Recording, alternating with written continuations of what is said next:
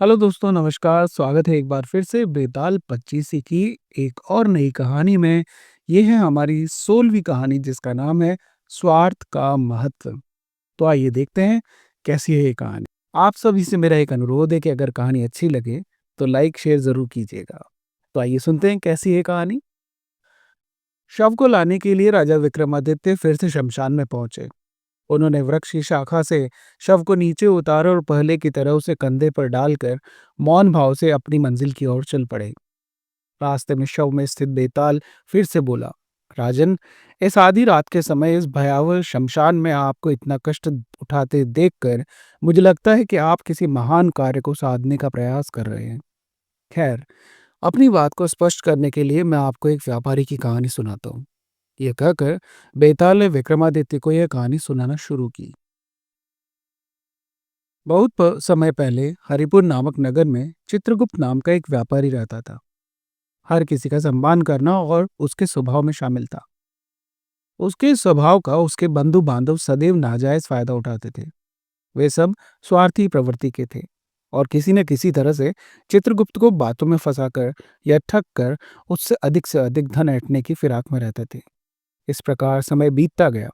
आखिरकार एक दिन चित्रगुप्त को इस बात का पता तो चला, किंतु तब तक वह बूढ़ा हो चुका था। उसके 3 पुत्र थे, आनंद, सुनंद और सुमंगल। एक दिन उसने अपने तीनों लड़कों को बुलाया और कहा, मेरे बच्चों, मैं तुम्हें एक काम की बात बताना चाहता हूँ। अगर व्यापार में पढ़ना है तो याद रखो कि सामर्थ्य के साथ साथ स्वार्थ का स्वभाव होना भी जरूरी है। मुझ में स्वार्थ का अभाव था, इसलिए मेरे बंधु बांधव मुझे विश्वास में लेकर मुझे धोखा देते रहते थे। अब मैं अच्छी तरह से जानता हूँ कि उनकी वजह से मैं काफी घाटा उठा चुका हूँ। आज हमें करोड़पति होना चाहिए था, किंतु हम केवल लखपति ही रह गए। परोक्ष रूप से इसके पीछे तुम लोगों की योग्यता है, वरना हम लखपति भी नहीं रहते। इसलिए मुझे तुम लोगों की योग्यता पर पूरा पूरा विश्वास है। अब मैं और तुम लोगों से एक वचन मांगता हूँ। क्या तुम मेरी ये इच्छा पूरी करोगे? पिता की बात सुनकर तीनों पुत्र विनीत स्वर में बोले, पिताजी, ये बात हम भी जानते हैं कि एक अच्छा व्यापारी बनने के लिए थोड़ा स्वार्थी होना आवश्यक होता है। आप जिस मार्ग पर चल रहे थे वह हमें पसंद नहीं था, लेकिन आपके प्रति सम्मान के कारण हमने आपकी किसी भी बात में हस्तक्षेप नहीं किया। हमने आपकी हर आज्ञा का पालन किया और ऐसा कोई भी कदम नहीं उठाया जो आपकी प्रतिष्ठा पर अनुकूल असर डालता हो। बेशक व्यापार में स्वार्थ का होना आवश्यक है, लेकिन अपने पिता के प्रति हम अपने कर्तव्य का निर्वहन करना भलीभांति जानते हैं। आप आज्ञा दें। आप हमसे जैसा भी वचन मांगेंगे, हम उसकी पूर्ति के लिए सदैव तत्पर रहेंगे। अपने पुत्रों की ऐसी बात सुनकर चित्रगुप्त प्रसन्न होकर बोला, कई लोगों का कहना है कि अगर मेरा व्यापार ठीक से नहीं चला तो इसका कारण मेरा अपना घर ही है। मैंने उन अपनी खून पसीने की कमाई से यह घर बनवाया था, इसलिए मुझे इसके प्रति बड़ा स्नेह है। मैं चाहता हूं कि इसी घर में अपने प्राण छोड़ूं। लोग कहते हैं कि यह घर दोषपूर्ण है।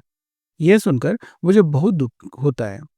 वे स्वार्थी लोग मेरे घर को सस्ते में हड़प करना चाहते हैं, इसलिए वह ऐसा दुष्प्रचार कर रहे हैं। तुम लोगों को अब यह साबित करके दिखाना है कि इस घर में किसी प्रकार का दोष नहीं है। इसमें रहकर तुम्हें करोड़ों की कमाई करनी है, बस यही मेरी इच्छा है। यह सुनकर आनंद और सुनंद ने तुरंत स्वीकारात्मक ढंग से अपने अपने सिर हिला दिए, किंतु सुमंगल ने कहा, पिताजी, व्यापार एक ही हाथ में रहे तो वह फूलेगा फलेगा। इसलिए मेरा आपसे यही निवेदन है कि आप हम में से जिसे योग्य समझते हो उसी पर इस व्यापार का दायित्व छोड़ दें। चित्रगुप्त ने उसके इस प्रस्ताव को भी स्वीकार कर लिया और बोला, मेरे बच्चों, तुम तीनों ही विवेकवान एवं समर्थ हो। मैं यह बात अच्छी प्रकार जानता हूँ। अब तुम में से जो मेरी इच्छा की पूर्ति करना चाहता है वो आगे आए। बाकी दोनों के लिए मैं अलग से धन की व्यवस्था कर देता हूँ, ताकि वे अपना अपना व्यापार नए सिरे से कर सकें। पिता की बात सुनकर तीनों बेटे आपस में विचार विमर्श करते रहे। नए सिरे से व्यापार करने की बजाय वे अपने पिता के चल रहे व्यापार को ही आगे बढ़ाना बेहतर समझते थे, इसलिए तत्काल किसी नतीजे पर नहीं पहुंच पाए। तब चित्रगुप्त ने कहा, अच्छा, तो अब इसका हल मैं ही तुम्हें सुनाता हूँ। मैं तुम तीनों से एक सवाल पूछूंगा। जो उस सवाल का सही उत्तर देगा उसी को मैं अपना व्यापार सौंप दूंगा। तीनों बेटे इसके लिए रजामंद हो गए। तब चित्रगुप्त ने उनसे पूछा, यदि इसी क्षण तुम लोगों के सामने भगवान प्रकट हो जाएं, तो तुम भगवान से कौन सा वरदान मांगना चाहोगे? तुम क्या मांगोगे? यह सुनकर आनंद ने यह सुनकर आनंद ने तुरंत कहा, मैं भगवान से कहूंगा कि वह समूचे संसार का धन मुझे दे दे। सुनंद ने भी लगभग वही कहा जो आनंद ने कहा था, लेकिन सुमंगल ने मुस्कुराकर कहा, मैं तो उनसे वही वरदान मांगूंगा जो किसी सुहृदय व्यक्ति को मांगना चाहिए।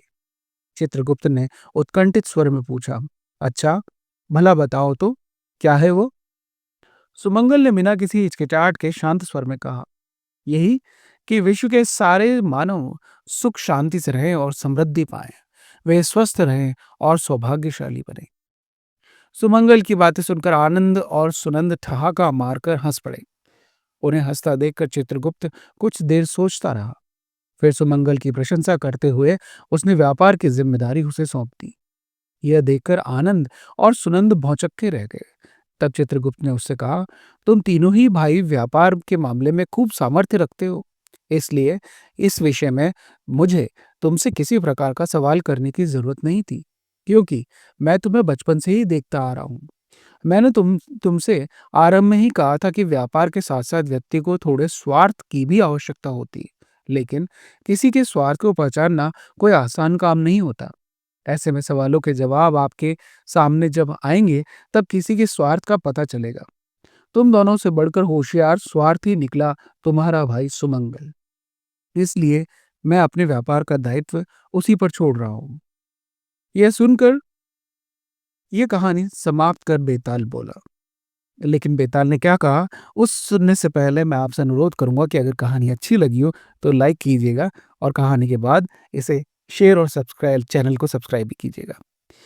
तो यह कहानी समाप्त करके बेताल बोला, राजन, चित्रगुप्त स्वार्थ के महत्व को जानता था, लेकिन अपने बंधु बांधवों के प्रति सम्मान भाव रखने के कारण वह उनके धोखे का शिकार हो जाता था, और इसलिए वह करोड़पति नहीं बन पाया।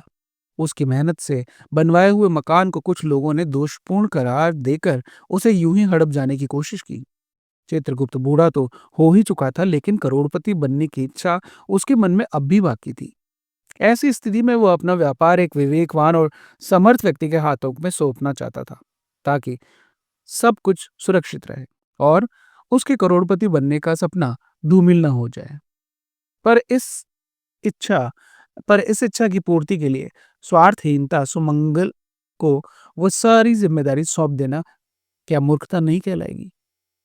चित्रगुप्त के इस प्रश्न के इस उत्तर में कि वह भगवान से चाहेगा कि सारे संसार के लोग सुख शांति से रहें, स्वास्थ्य तथा समृद्धि पाएं, ऐसे व्यक्ति के हाथों क्या व्यापार कभी पनप सकता है? निश्चित रूप से चित्रगुप्त ने ठीक निर्णय नहीं लिया। अगर जानते हुए भी आपने मेरे इन संदेहों का निराकरण नहीं किया और अपना मौन नहीं तोड़ा, तो मैं आपके सिर के टुकड़े टुकड़े कर दूंगा।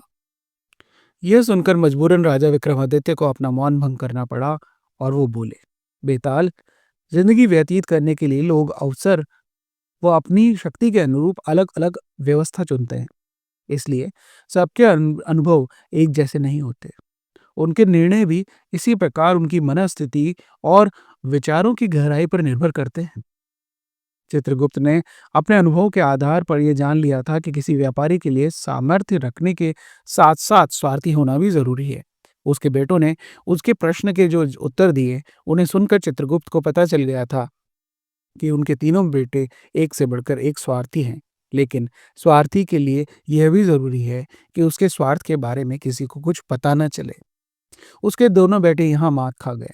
उन्हें चाहिए था कि वह अपने स्वार्थ पर छदम चढ़ाए रखें, यानी उसे छुपा करके रखें, तभी स्वार्थ उपयोगिता सिद्ध हो सकेगी। मूर्ख व्यक्ति को स्वार्थ से हानि होगी, लेकिन बुद्धिमान व्यक्ति उसी स्वार्थ से लाभ उठा लेगा। चित्रगुप्त का छोटा बेटा इतना होशियार निकला कि उसने अपने स्वार्थ के बारे में अपने पिता तक को भी पता न चलने दिया। यदि भगवान अब उसके सामने सचमुच प्रकट हो जाते, तो वह दूसरों की सुख शांति और स्वास्थ्य समृद्धि की कभी मांग न करता। वह क्या कहता, इसके बारे में वो किसी को कुछ नहीं बताता। यह असलियत जानकर ही चित्रगुप्त ने अपने व्यापार की जिम्मेदारी सुमंगल पर डाल दी थी। राजा विक्रमादित्य की बातें राजा विक्रमादित्य की बताई गई बातें सभी ठीक थी, इसलिए बेताल संतुष्ट होकर चला गया। पर मौन भंग हो राजा विक्रमादित्य की बताई गई सभी बातें ठीक थी, इसलिए बेताल संतुष्ट हो गया। पर मौन भंग होने के कारण विक्रमादित्य को इस बार भी बेताल को छोड़ने पर विवश होना पड़ा। शव सहित बेताल उन्हें कंधे से उतार कर अदृश्य हो गया और शमशान में जाकर उसी शिशंपा के वृक्ष पर उल्टा लटक गया।